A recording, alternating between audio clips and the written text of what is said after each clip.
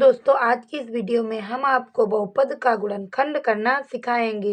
यदि आपको जानना है कि बहुपद का गुणनखंड कैसे किया जाता है तो वीडियो को अंत तक देखें, तभी आप इसे अच्छे से समझ पाएंगे। तो पहले हम इस वाले सवाल को करके देखते हैं कि बहुपद का गुणनखंड कैसे निकाला जाता है। इस x का 8 से गुणा किया जाता है और गुणनफल जितना आए उसे जोड़ या घटाकर हमें इतना लाना होता है। तो हम यदि यहाँ 1 मान लेते हैं और इस 1 का गुणा करेंगे 8 से तो ये 8 ही रहेगा, ये हमें 8 प्राप्त होगा। और इस 8 का हमें ऐसे गुणनखंड में तोड़ना है कि इसे जोड़ने या घटाने पर हमें 6 प्राप्त हो। तो यदि हम 8 को तोड़ेंगे तो यह 4 दूनी 8 प्राप्त होगा। अब यदि हम 4 और 2 को जोड़ देंगे तो हमें 6 प्राप्त हो। इसे अच्छे से समझिए तभी आप कर पाएंगे। यहाँ हमें 1 मान लेना है, यदि कोई संख्या दी है तब तो हम इसका गुणा कर लेंगे। यदि यहाँ कोई संख्या नहीं दी है तो हम इस 1 का इस 8 से गुणा करेंगे तो हमें 8 ही प्राप्त होगा। और 8 को ऐसे गुणनखंड में हमें तोड़ना है कि उसे जोड़ें या घटाएं तो हमें यह वाली संख्या प्राप्त हो। तो हमने 8 को 2 गुणनखंडों में तोड़ा, 4 दूनी 8, और यदि हम 4 और 2 को जोड़ देंगे तो यहाँ हमें 6 प्राप्त हो जाएगा। 2 प्लस, अब इसे 6x नहीं लिखेंगे, इसे जिस गुणनखंड के रूप में तोड़ा है उसे लिखेंगे। तो ये हो जाएगा 4x और प्लस 2x और प्लस 8। तो अगले पद में हम देखेंगे कि इस वाले इन दो संख्याओं में से हमें कौन सी संख्या कॉमन मिल रही है। तो यहाँ x2 है और यहाँ 4x है। तो हम देखेंगे कि यहाँ 2x है और यहाँ 1x है। तो इस x को हम कॉमन ले लेंगे तो x आ जाएगा कॉमन। तो क्या बचा, तो यहाँ से एक x बचा और प्लस यहाँ से यह x बाहर आ गया तो यहाँ बचा 4। एक ब्रैकेट में इतना और प्लस है तो यहाँ प्लस लगा देंगे।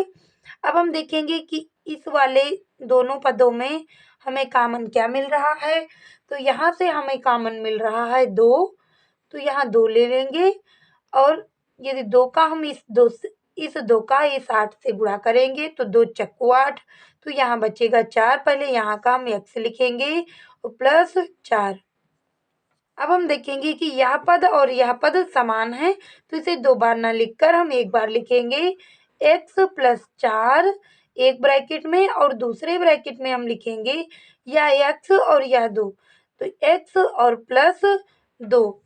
अब हमने इस बहुपद का गुणनखंड कर लिया है और आंसर रूप में हमें एक ब्रैकेट में x प्लस 4 और दूसरे ब्रैकेट में x प्लस 2 प्राप्त हो जाएगा। यही हमारा है आंसर। इस वाले सवाल को करके देखते हैं। तो वहाँ पहले सवाल में हमने देखा था कि यहाँ कोई अंक नहीं लिखा था, लेकिन यहाँ पर तो 2 लिखा है।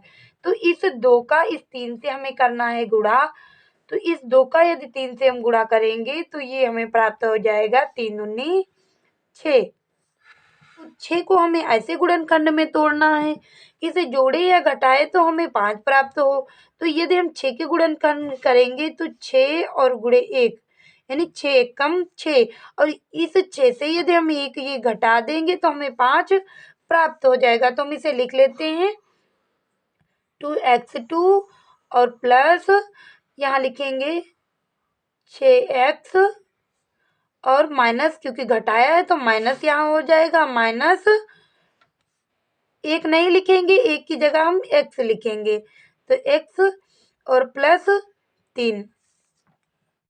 तो इस वाले पद में यदि हम देखेंगे तो हमें कॉमन रूप में क्या मिल रहा है, तो यहाँ से 2 निकल आएगा और यहाँ भी x है और यहाँ भी x है, तो हम 2x ले लेते हैं कॉमन।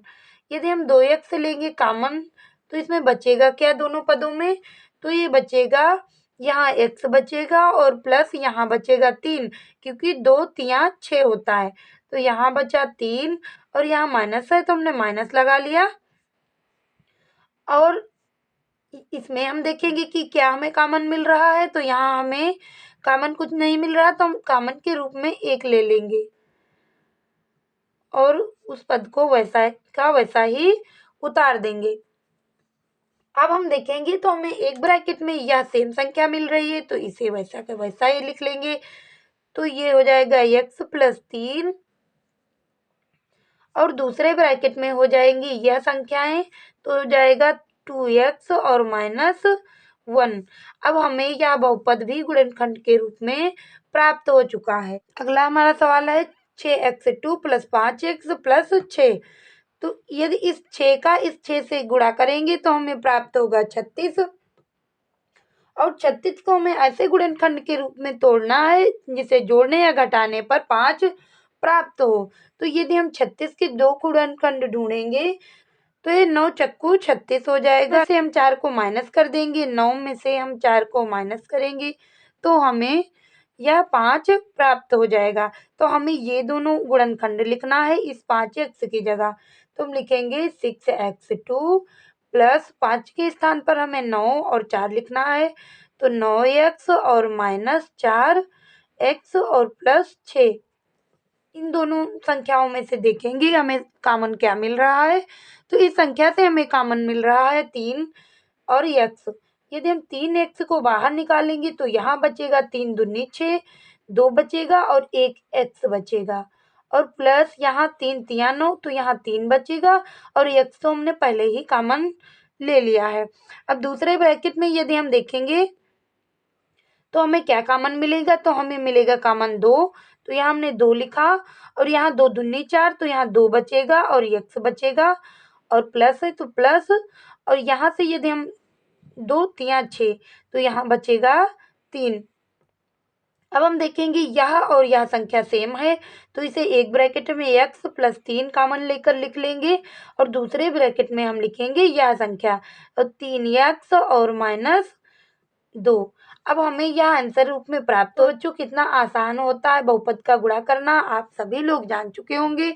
यदि आप सभी को हमारा वीडियो पसंद आए तो वीडियो को लाइक करें और चैनल को सब्सक्राइब करें, दोस्तों में शेयर करें और ऐसी वीडियो पाने के लिए हमसे जुड़े रहें। धन्यवाद।